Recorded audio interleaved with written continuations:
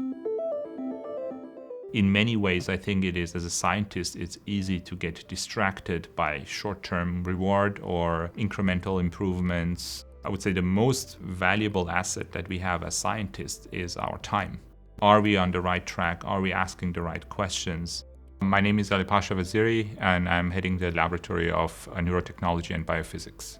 We are focusing on the development and application of optical technologies to advance neuroscience. When we observe how densely neurons in the brain are interconnected, it's really important to understand how information is represented across the entire brain. And the real impediment in the field has been the lack of appropriate tools and technology if we want to move forward and understand how brain represents sensory inputs, how behavior is generated, and so on. We need to develop these new tools. We have developed basically tools that are based on optics, and they allow us really to record the activity of thousands of neurons that are distributed across the entire brain.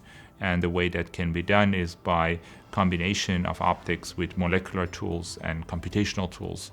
A major effort in the lab are dedicated towards development of technologies, with the idea that once you have these technologies, they would allow the entire community to answer a range of new questions. I'm looking for people who are extremely passionate about what they want to do, and also to go outside of their comfort zone, take risks, work in an area that is perhaps new to them, and also care about sort of the bigger achievements, not necessarily thinking about the next incremental steps. And I think what was always been for me very important is sort of the bigger questions. Ultimately, our entire world is perceived in our subjective reality, and understanding what are the fundamental basis of that has always for me been a very strong motivating factor.